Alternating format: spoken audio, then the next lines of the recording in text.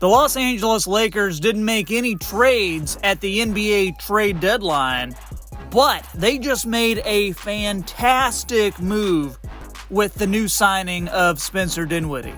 Dinwiddie was most recently with the Brooklyn Nets before a trade several days ago sent him to the Toronto Raptors.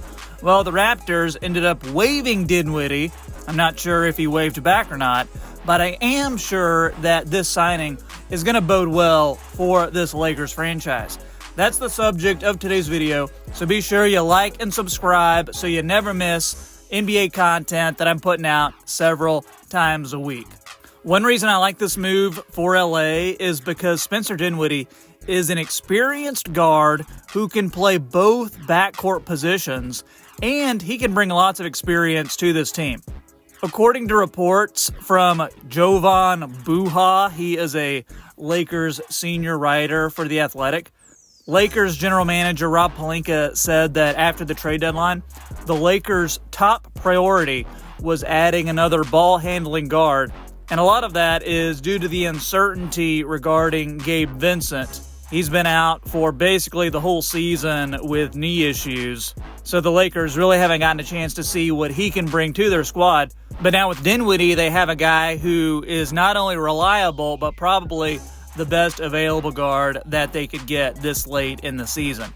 Dinwiddie is going to add size, athleticism, scoring, and playmaking to a backcourt that needs all of those traits. That's again according to Jovan Buha. He's been a double-digit scorer for 5 straight seasons, and Dinwiddie has averaged 6+ assists in 4 of those seasons. He recently shot over 40% from 3 over his last 2.5 seasons in Dallas from 2021 to 2023. And even though Dinwiddie's shooting has regressed since he left the Mavericks, I still have hope that he can regain that form. And I think that's going to be a big factor into how the Lakers ultimately use him on this team, because they need floor spacers around their stars in LeBron James and Anthony Davis. Defensively, Dinwiddie has the physical tools to be an above-average player on that end of the court, but one of the knocks on him since he's been with Brooklyn is that he just hasn't given consistent effort in that regard. So if he can dial in that defensive intensity, that's also going to help this Lakers team. As far as where he fits into the rotation, he's going to be that third guard behind starters D'Angelo Russell and Austin Reeves. And the Lakers are going to need that bench help in those backcourt spots because they have Gabe Vincent, who I mentioned, not reliable due to the injuries. They have Jalen Hood-Schifino, a rookie who, frankly, is not ready to play big minutes in the NBA. And they have Max Christie, only a second-year player who, yeah, he has gotten better, but Dinwiddie is just better than him basically in any category. So to get a guy like Spencer Dinwiddie as one of your main guys off the bench is a huge coup for this franchise because Dinwiddie has been a full-time starter since the 2021-2022 season, and now you have him coming off the bench for the second unit. That is huge.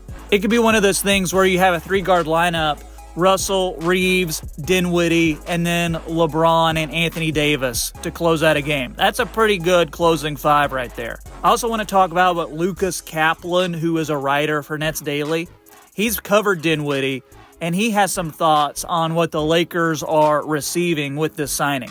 He says that Lakers fans need to largely ignore his numbers in Brooklyn so far this season because he was simply not engaged for the last couple months or so. He says that Dinwiddie most recently just resigned himself to taking desperation 3-pointers at the end of the shot clock, and that is the main reason for his career worst 3-point percentage of just a little over 30%. He says that Dinwiddie doesn't get to the rim at the same level that he used to, but rest assured he can still get downhill more than what we saw during this season with Brooklyn, and he would prove that from time to time with the Nets.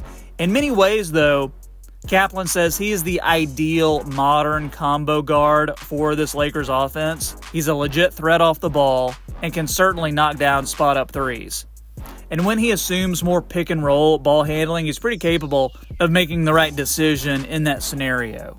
In March and April of last season, when he was the primary ball handler for the Nets, he averaged over 10 assists per game and just about 2 turnovers. Those are pretty solid numbers.